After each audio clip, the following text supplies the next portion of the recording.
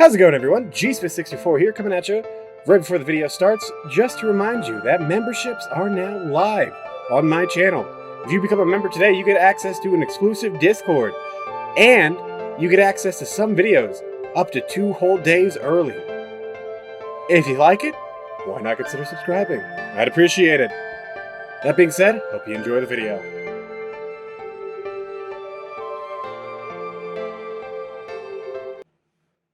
How's it going, everyone? GSmith64 here, coming at you with another fictional character in D&D. Today's fictional character, I'm just warning you now, before we even get into who it is. If this video sucks, I wrote the script for this in 2 hours. I'm uploading this the same day and editing this all in 1 day. By the time when this uploads, it probably just finished rendering. So I apologize in advance. That being said, let's get into who it is. March 10th is Mario Day. So who better than Mario Jumpman Mario? Let's hop into the video, shall we? So, as always with these builds, we have to start with the difficulty, the RP, and the difficulty of play. Difficulty of RP, I give 1 out of 5. Mario doesn't talk. He's a hero. Simple as can be. Difficulty of RP, I give a 2 out of 5. We are going to be multi-classing, but it's nothing crazy. You all can handle it at this point. Now to the race, stats, and background of our class. We're going to be a human, but of course we're going to be a varied human, so that way we get their feet and extra proficiency. Starting off, we're going to get persuasion proficiency, because even though Mario doesn't talk, he's able to get people to his cause very easily. The +1s we are going to get is a +1 to strength and a +1 to intelligence, and the feat we are going to take is elemental adept. This makes it so enemies who are resistant to fire damage, that's the one we're going to choose, we're no longer resistant, and on top of that, our 1s are now equal 2s. That way we're getting extra damage from our fire, since Mario is known for that. We're going to be using the point buy system, but use whatever system you want, just use this as a template. We're going to start off with 15 strength. Strength is going to be very important to the build, but we're not going to really bump this up too much later. So we want it as high as we can right now for our punches and our hammer to hit. On top of this, our dexterity will be 12. While it's important to have, we will bump it a little bit in the build, but don't expect it to reach 20 or anything like that. Constitution is next. Constitution will be a 14.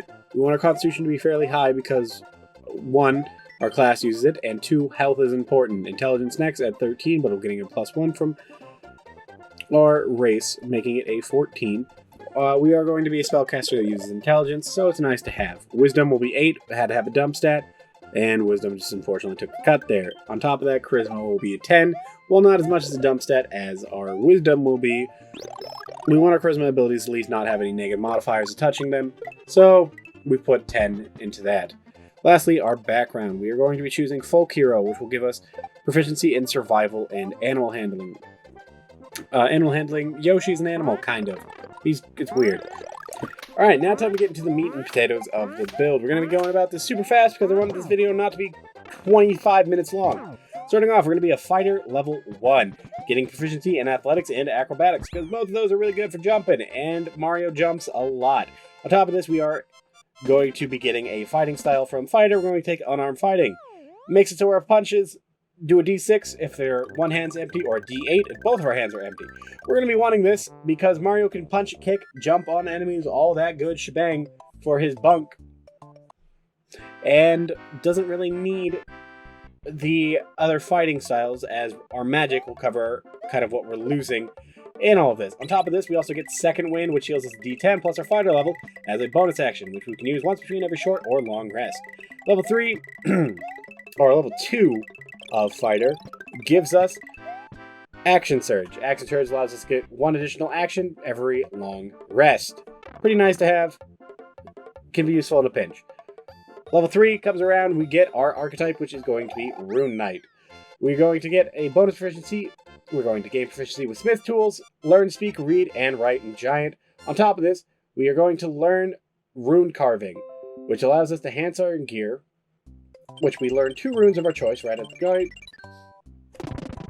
And whenever we finish a long rest, you can touch a number of objects equal to the number of runes you know, and can inscribe a different rune onto each of the objects. To be eligible, an object must be a weapon, a suit of armor, shield, piece of jewelry, or something else you can wear or hold in hand. Like clothes. You can put runes on your clothes or on your shoes, because they're technically 2 pieces of clothing that you can wear, or a hat. Keep all that in mind. Your runes remain on the object until you finish a long rest, and the object can only bear one rune at a time. That's why we need multiple things to put our runes on, people. Keep that in mind. 2 runes we get right out the gate. We're going to choose Fire and Frost.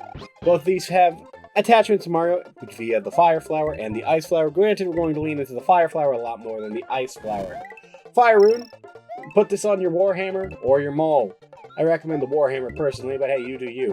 While wearing or carrying an object inscribed with this rune, your proficiency bonus is doubled on any ability check you make that uses a proficiency with a tool. So we have expertise with tools so long as this rune is on our person. In addition, we can invoke the rune after hitting someone with a melee attack, melee weapon attack. The target takes an extra 2d6 fire damage. It must succeed on a strength saving throw or be restrained for 1 minute. While restrained by the shackles, the target takes 2d6 at the start of each of its turns. The target can repeat the saving throw at the end of its turns, banishing the shackles on a success. Once you invoke this rune, you can't do so again until you finish a short or a long rest. Just a heads up, that is going to be the case with almost all the runes. The invoked status of them can only be invoked once every short or long rest, for now. However, the passive ability will stay passive and stay active even after you invoke the rune, just so you know, so keep that in mind. Level 4 of Fighter comes around. JK, we're still on level 3 because we got Giant's Might to talk about. Giant's Might is also a really good thing we can do. As a bonus action, you can magically gain the following benefits, which last for 1 minute. If you are smaller than a large-sized creature, you become large, along with anything you are wearing. If you lack the room to become large, your size doesn't change. Meaning, hey look, Mario, you were small, you just got a mushroom. Bada bing, bada boom. But also at the same time, if you're in a tight space and you can't become large, you still get the benefits of this, which is a nice touch. You have advantage on strength checks and strength saving throws while in this state, and once on each of your turns, one of your attacks with a weapon or an unarmed strike can deal an extra 1d6 on target on a hit. You can use this feature a number of times equal to your proficiency bonus and regain all expended uses of it when you finish a long rest. I really like this because proficiency bonus means we don't have to put all of our points and time into Fighter and still gain a pretty good benefit amount of time to be able to use this, because this doesn't interfere with our magic casting unlike Rage would. Anyways though, level 4, get that ability score improvement, put it into Dexterity. Dexterity is going to be bumped up to 14, making it a +2. We want to have our AC decent for when we're in light armor or mage armor, hint hint. And we're going to be bumping other stuff later, so don't worry about it too much. Level up to level 5, get multi-attack. Multi-attack allows us to attack twice a turn, pretty self-explanatory. Level 6, get another ASI or ability score improvement. We're going to put this one into Constitution because that is our DC or our saving throw for our runes.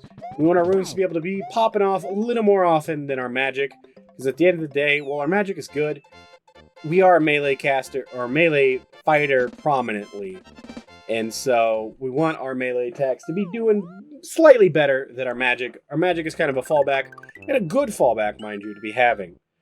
Level up again into level 7 of Fighter, and we get another feature of Rune Knight.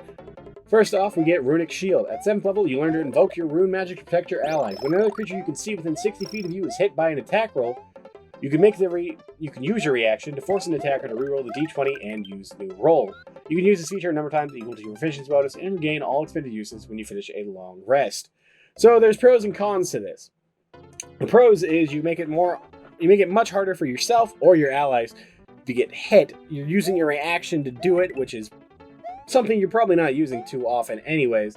But the downside is there is that ever-prominent chance that you can make that attack into a crit for the enemy, because they have to use the new roll, not whichever one is worse. So just keep that in mind. On top of that, we also do gain an additional rune that we know and can have 3 runes inscribed on stuff at a time. We are going to gain the Storm rune, which you have to be level 7 to have anyways. Using this rune, you can glimpse into the future like a Storm Giant Seer. While wearing or carrying an object inscribed with this rune, we have advantage on Arcana checks and can't be surprised as long as you aren't incapacitated. That's alright. It's good to have, and advantage on Arcana checks is pretty good because we don't have proficiency in it, so it makes it slightly better. In addition, if we invoke the rune as a bonus action, we can enter a propheric state for 1 minute or until you're incapacitated. Until the state ends, when you or another creature you can see within 60 feet of you makes an attack roll, saving throw, or an ability check, you can use your reaction to cause the roll to have advantage or disadvantage. Once you invoke this rune, you can't do so again until you finish short or long rest. Basically, we can make it so all of our attacks, or at least one of our attacks, every turn has advantage, or an attack on one of our allies has disadvantage, or we can give someone a disadvantage on a saving throw, or give them advantage on a saving throw, once a round for 10 rounds of combat. Granted, Runic Shield and Storm Rune both are going to be using your reaction, so you got to pick which one you're using in advance, but 9 times out of 10, you're going to be using that Storm Rune over Runic Shield. Anyways, go into level 8 of Fighter, and we're going to get another ability score improvement. We're going to put this ability score improvement into our Constitution once again. The reason we want this is because our Constitution means more health, and our runes get slightly better. But we're going to be taking a dip from Rune Knight into Wizard now. First level of Wizard means we get 3 cantrips and 6 first level spells. On top of this, we also get Arcane Recovery. Arcane Recovery allows us to regain some of our magic energy by studying our spellbook. Once per day, when you finish a short rest, you can choose expended spell slots to recover. The spell slots can have a combined level that is equal to or less than half your wizard level, rounded up, and none of the slots can be 6th level or higher. For example, if you're a 4th level wizard, you can recover up to 2 spell slots, 2 levels worth of spell slots. You can either recover a 2nd level spell slot or 2 1st level spell slots. This will be nice in a pinch to recover some of our lowest level spell slots, because we're not going to take a crazy dip into wizard. And on top of that, we only can have so many spells prepared at once, but we're going to know a fuck ton of spells. Like, I'm talking a huge amount of spells here. Because at level 1 of Wizard, you get 3 cantrips and 6 first level spells, and every time you level up in Wizard, you get 2 more spells. Level 1, our 3 cantrips are going to be Firebolt, Booming Blade, and Frostbite. Firebolt allows us to gain additional damage, well, gives us our fire damage, and stacks with our elemental adept that we already have. Booming Blade is just a really good cantrip, allows for a good bit of lockdown, allows you to stun your enemies like you just hit them with a POW block. Granted, they have to be right in front of you, but it works well enough. Level 3 Frostbite, our 3rd cantrip, not level 3, is our equivalent of ice balls from an ice fire, or an ice flower, not an ice fire flower. Gives us a type of cold damage, and it gives us a second, or just another option of damage to have. 2nd level, though, is where we get some cool stuff. We get our Arcane Tradition. And we are going to take Blade Singing. Blade Singing is where the fun begins. Because while Blade Singing, you adopt this tradition at 2nd level, you gain proficiency with light armor, already have that, and gain proficiency with one type of handed melee weapon of your choice, already have that. You also gain proficiency in the performance skill if we don't already have it. We didn't have that, so now we have proficiency in performance. Woohoo! On top of this, Blade Song is why we really came here. Starting at 2nd level, you can invoke an elven magic called the Blade Song, provided you aren't wearing medium or heavy armor, or using a shield. It graces you with supernatural speed, agility, and focus. You can use bonus action to start a Blade Song, which lasts for 1 minute, and ends earlier if you are incapacitated, if you don medium or heavy armor, or use a shield. Or, if you use 2-handed weapons to make an attack, you can also dismiss the Blade Song at any time, no action required. Guess what? Our Blade Song stacks with our runes, and none of these require concentration, which is nutty. We have to give up using our Warhammer or our ball, but we can still use the Warhammer one-handed and get some really disgusting benefits from it. So, while our Blade Song is active, we gain the following benefits. We gain a bonus to our AC equal to your intelligence modifier, which is +2. We get a walking speed increase by 10 feet, so we now have 40 feet of walking speed. We have advantage on acrobatic checks, and we gain bonus to any Constitution saving throw that you use to maintain concentration on a spell. The bonus equals your intelligence modifier, so we get an additional bonus of +2 to our Constitution saving throws, which are already nutty because we're a fighter who have proficiency in Constitution saving throws, which is a concentration check, which means we are going to be nutty out of our minds with those later.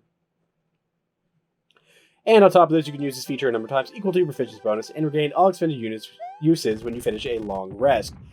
Meaning, that, once again, we don't have to go a whole lot of levels into this to get a lot of benefit from it, because proficiency bonus, number of uses a day, means we're in for a good time.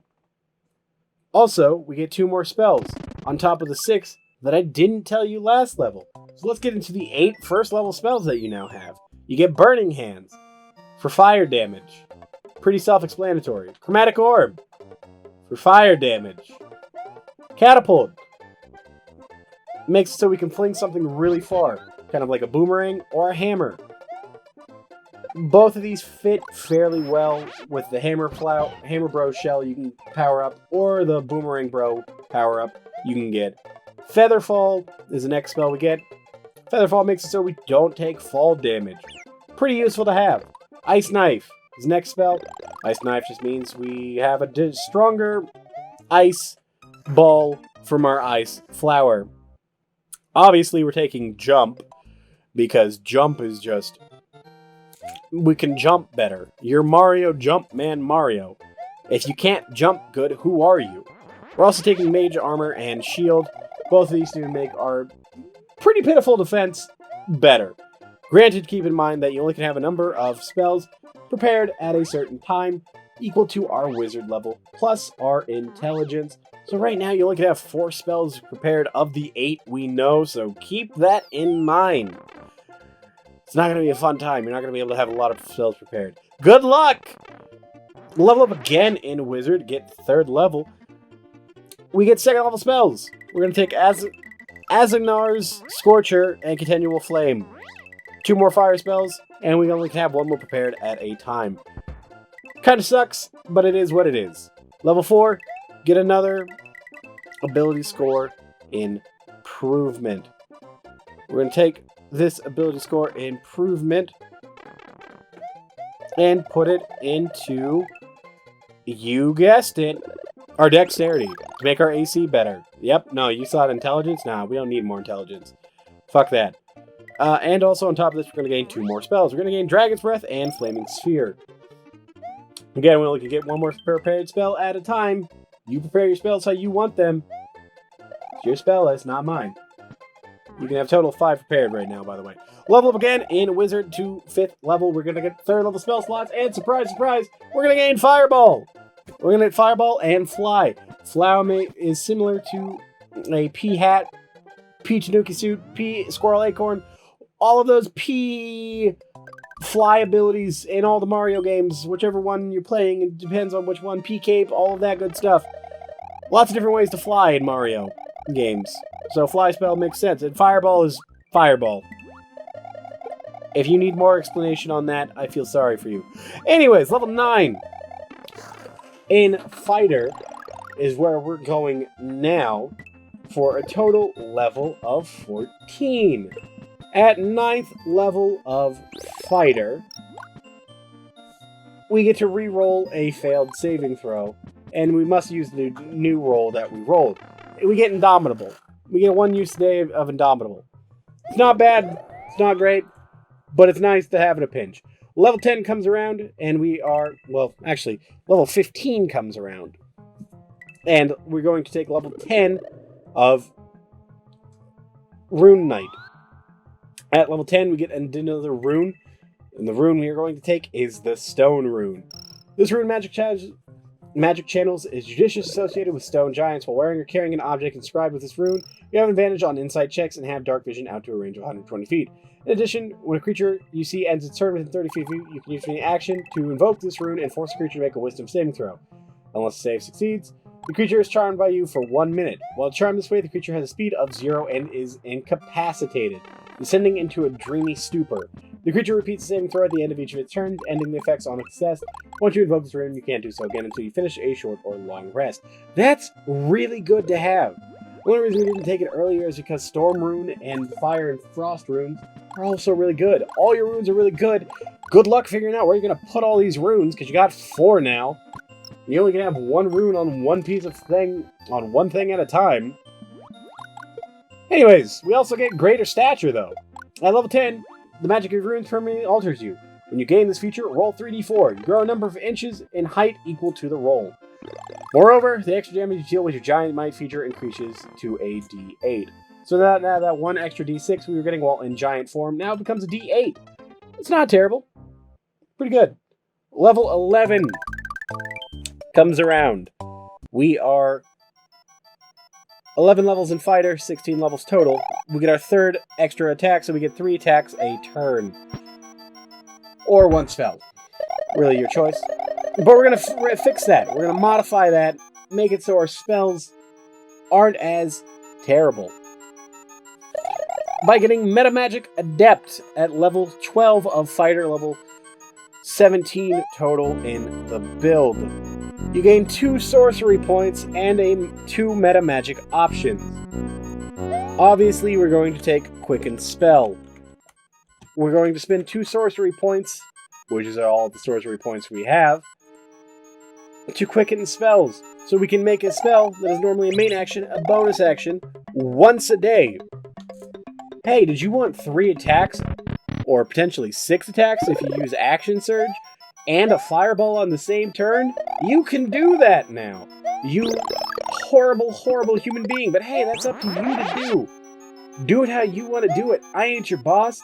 I'm just here to scare you with what you can do. Level 13 of Fighter.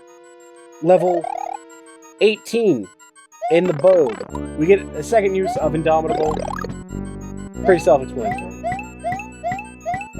Level 19 of the build. Level 14 in Fighter. We get another ability score improvement. We are going to put this into Strength.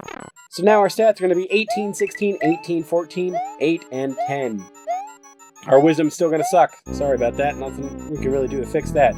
And the final level of the build will be our 15th and final level in Fighter, which will give us another Rune Knight feature and 1 more Rune Knight. Rune. We're going to gain the Clown Rune. The Cloud Rune emanates the deceptive magic used by some Cloud Giants. While wearing or carrying an object inscribed with this rune, you have advantage on sleight of hand checks and deception checks. In addition, when a creature you see within 30 feet of you is hit by attack, you can use a reaction to invoke the rune and choose a different target within 30 feet of you other than the attacker. The chosen creature becomes the target of the attack, using the same roll. The magic can transfer the attack's effects regardless of the attack's range. Once you invoke this rune, you can't do so until you finish a short or long rest. Would normally be the case, but at level 15 we also gain Master of Runes. We now have learned how to invoke our runes twice every long rest instead of once every long rest. And we also gain all the expended uses of our runes on short rests now as well, meaning we can use our runes a lot more often. And that's it. That's the build. I've been your host, G664. This is Mario in D&D, and I'll see y'all next time. Peace!